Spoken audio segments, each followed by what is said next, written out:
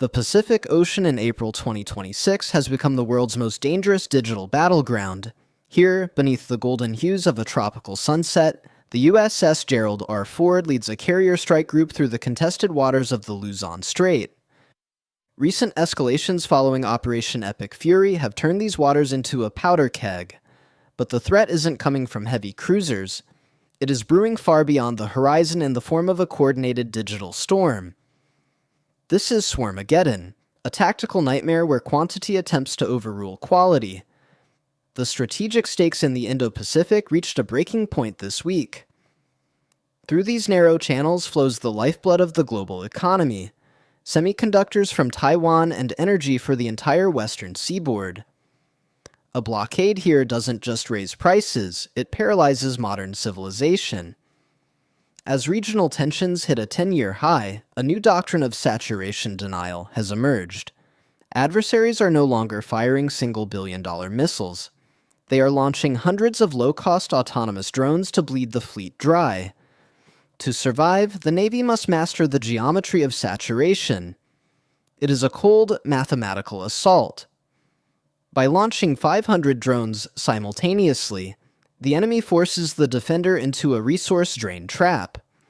Each drone is a precision-guided weapon, and if even 1% of the swarm impacts the carrier's flight deck, the strike group is effectively neutralized. This is the asymmetric reality of 2026, a $50,000 drone versus a $13 billion aircraft carrier. The math of war has never been more brutal. The swarm's origin remains intentionally obscured. In this latest engagement, the drones weren't launched from military piers, but from a fleet of ghost ships, civilian cargo vessels, and modified trawlers. Hidden in the cluttered shipping lanes of the South China Sea, these motherships release waves of suicide drones that climb only a few feet above the waterline. By the time the fleet's sensors distinguish them from the waves, the first wave is already closing at high speed, using the ocean's curvature as a shield. As the critical alarm sounds, the strike group transforms into a single integrated neural network. From the Arleigh Burke destroyers to the logistical support ships, every hull becomes a sensor node in the steel net. This is distributed lethality in its purest form. Data packets move at the speed of light between ships, ensuring that every incoming threat is assigned to the most efficient weapon system. The fleet is no longer just a group of ships. It is a floating supercomputer optimized for survival. At the center of this digital shield is the SPY-6 radar system. These S-band phased arrays are the most sensitive eyes ever put to sea, recently upgraded with 2026 AI firmware. The system can now differentiate between a seabird, a decoy, and a high-explosive kamikaze drone in milliseconds. Aegis Baseline 10 prioritizes the targets, tagging leaden drones for immediate kill while delegating secondary threats to automated close-in systems. The radar doesn't just see the enemy, it understands their intent. Inside the Combat Information Center, the atmosphere is clinical and intense. Sailors sit before glowing blue consoles, their vision dominated by 3D holographic projections of the incoming swarm. Here, the human-in-the-loop doctrine is tested to its limit.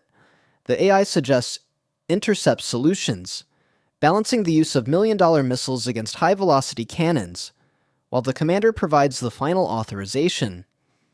In this room, the difference between victory and catastrophe is measured in micro-adjustments and nerves of steel. The processing demand of Swarmageddon is staggering. Advanced algorithms now manage the fire control for the entire strike group. The system calculates the perfect intercept point for every drone, accounting for the chaotic swarming flight patterns of the Hive. It manages the fleet's global magazine, ensuring that high-value interceptors are never wasted on decoys. This is the algorithm of war, where the side with the most efficient code and the fastest processors dictates the outcome of the battle. The sky provides the first line of defense. F-35 Sea Lightning. 2 stealth fighters, already on combat air patrol, are vectored to intercept the outer ring of the swarm. These jets are essentially flying sensor hubs. Using their distributed aperture system, They relay high-definition targeting data to the destroyers below without ever breaking radio silence. By engaging the swarm at a distance of over 100 miles, the F-35Cs act as the fleet's long-range scalpel, beginning the long cull. Through the pilot's augmented reality helmet, the world is a grid of data. Every drone in the swarm is highlighted with a neon cyan targeting box, displaying its velocity and threat level. With a silent command, the pilot releases a volley of AIM-120D missiles. These interceptors are designed for high maneuverability targets, and as they drop from the stealth bays, they are already integrated into the fleet's kill web. It is a seamless execution of long-range aerial denial. The swarm finally becomes visible on the horizon, a dark buzzing mass that blocks out the setting sun. The collective sound of hundreds of small engines creates a low, menacing hum that vibrates through the hulls of the ships. They fly in a complex three-dimensional hive formation designed to confuse human optics and saturate the radar's processing capacity. This is the psychological weapon of the swarm, a faceless, infinite enemy that refuses to stop until its last unit is destroyed. On the tactical monitors, the cloud breaks into 500 distinct red icons. The order is given: engage with outer shield. The vertical launch systems on the escort destroyers erupt in a forest of fire. SM-6 and evolved Sea Sparrow missiles roar into the air, their rocket boosters illuminating the twilight sky. This is the outer layer of the integrated shield. The high-altitude intercept designed to shatter the swarm's coordination before it enters the red zone. In the upper atmosphere, the missiles find their marks. Each SM-6 uses its own active radar seeker to hunt down the individual brain drones of the Hive. The sky is filled with a mosaic of brilliant white flashes as the interceptors collide with the kamikaze units. Debris rains down into the Pacific, but the swarm is relentless. For every wave destroyed, another seems to emerge from the sea clutter. The adversary is betting that the Navy's magazine will run dry before their drone factories do. As the remaining drones close to within 10 miles, the mid-range defenses activate. This is the domain of the ESSM Block 2, smaller, faster missiles designed for the lethal snap. These interceptors perform high G-turns to catch drones that are zigzagging in a desperate attempt to avoid fire. The deck of the USS Gerald R is a constant roar of activity, the smell of burnt rocket fuel filling the air as the defensive perimeter shrinks and the tension reaches its peak. Now the battle enters the inner layer and the defense becomes kinetic. The Phalanx close-in weapon system, the legendary Sea Whiz, starts its distinctive mechanical scream. It spits out 75 armor-piercing rounds per second, creating a literal wall of tungsten lead. Beside it, the ram launchers fire heat-seeking missiles at point-blank range. At this distance, there is no time for human intervention. It is a raw, mechanical fight for the carrier's life against a diving digital enemy. In a landmark moment for 2026 naval warfare, the fleet's directed energy weapons are unleashed. The HELIOS laser system, mounted on the forward deck, fires an invisible beam of concentrated light. It doesn't explode the drones. It simply deletes them. By melting their optical sensors or wing spars in seconds, the laser causes the drones to tumble into the ocean. This is the zero-cost intercept, where ammunition is limited only by the ship's nuclear reactors. The impact of the laser defense is clinical. Drones are swatted out of the air like flies, their lithium batteries igniting in small bright bursts upon hitting the water. But the swarm has a final trick: the sea-skimming surge. While the main body distracts the CIWS and lasers, a small group of high-speed drones attempts an ultra-low altitude approach, flying just 10 feet above the waves. They use the ocean's spray and noise to hide from the primary sensors. The danger is realized. A single drone impacts the side of a Ticonderoga-class cruiser. The explosion isn't a ship killer, but the shrapnel shreds the ship's primary communication arrays and starts a localized fire. This is death by 1,000 cuts. The ultimate goal of the swarm strategy. Damage control teams in silver heat suits move with practiced precision to the impact site. It is a sobering reminder that even the most advanced shield can be breached by persistence. While the guns roar, a second invisible war is being fought in the electromagnetic spectrum. EA-18G Growler jets are flooding the airwaves with high-powered digital noise, attempting to sever the swarm's link to its satellite controllers. If a drone loses its Hive link, it becomes a dumb brick, falling harmlessly into the Pacific. This is the soft kill. It is the most effective way to neutralize hundreds of units at once without expending a single missile or bullet. Deep within the carrier's secure server rooms, British and American cyber warfare specialists attempt a Hive hijack. They identify the specific frequency hopping pattern of the swarm and inject a malicious code. Suddenly, a group of 50 drones stops its attack and begins circling in a useless pattern before nosediving into the sea. This is the pinnacle of 2026 strategy, defeating an entire army with a single line of code, turning the enemy's logic against them. The economic cost of this 30-minute engagement is staggering. The fleet has expended nearly $400 million in interceptors. Meanwhile, the swarm costs the adversary less than $10 million. This economic asymmetry is the trap the West must escape. To win the long war, the Navy is pivoting toward cheaper solutions.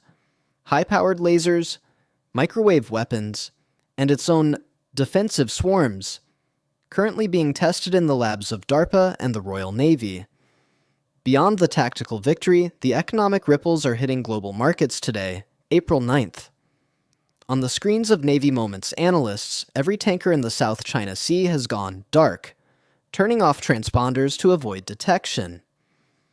The Luzon Strait, the world's busiest maritime artery, is effectively frozen. This is the logistics shock. The world's supply of advanced AI chips is cut off, and global stock markets have begun a historic retreat as the reality of a closed ocean sets in. The port of Singapore, the heart of global trade, is at a standstill. Hundreds of container ships are anchored outside the harbor, refused entry due to the high risk of hidden drone threats. The just-in-time global economy has officially failed. This is the ultimate objective of Swarmageddon, not to destroy the Navy, but to make global commerce unaffordable. The insurance war is now the primary front, as shipping premiums skyrocket beyond the reach of most companies. As the sun rises over the Pacific on this April morning, the victory is clear, but the price is heavy. The carrier strike group is intact, but its magazines are nearly empty.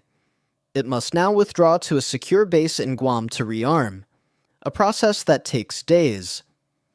This vulnerability window is exactly what the enemy intended to create. Presence is no longer enough. The Navy must now prove it can sustain its steel net under the pressure of continuous low-cost attrition. The role of the coalition has never been more vital. Japanese and Australian destroyers arrive to relieve the American group, seamlessly plugging into the shared data link.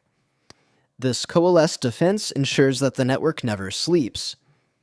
By sharing the burden of the interceptors, the Allies maintain a permanent unbreakable shield. The 2026 crisis has turned independent navies into a single global maritime police force, bound by the necessity of technological survival. On the flight deck of the USS Ford, MQ-25 Stingray drones are recovering after a long night. These unmanned tankers were the silent heroes, keeping the F-35s airborne for 12 hours straight. The era of the manned-only fleet is dead. In 2026, the carrier is a hybrid platform, a mothership for autonomous systems that extend its reach by hundreds of miles. This integration of loyal wingmen has fundamentally redefined the projection of power in the Pacific. A high-tech digital globe at Navy Moments HQ shows the steel net as a glowing blue protective lattice over the world's oceans. It is the symbol of the new maritime order. The lesson of Swarmageddon is that security is no longer about the size of your ship, but the strength of your network. The network is the weapon. The ship is simply a node. This realization is being studied at every naval academy from Annapolis to the HMS Raleigh. The smoke clears to reveal a horizon littered with carbon fiber and scorched circuit boards. It is the garbage of war, a new environmental crisis following a new kind of battle. Navy Moments reflects on the fact that the ocean remains our most contested resource. The cost of freedom is rising, and the tools of defense are becoming increasingly invisible. We are fighting a war against an enemy that doesn't bleed, but can still bring the world to a halt. The future of naval power is here, and it is defined by the integrated shield. We have seen the failure of massed iron against the brilliance of data.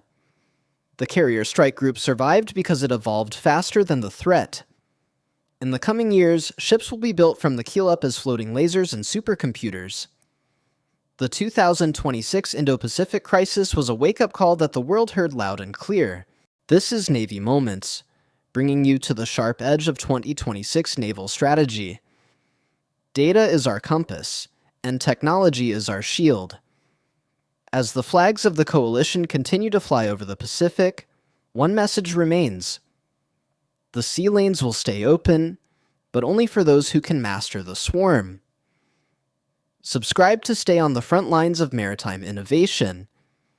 Remember, at sea, there are no second places, only those who control the data and those who sink.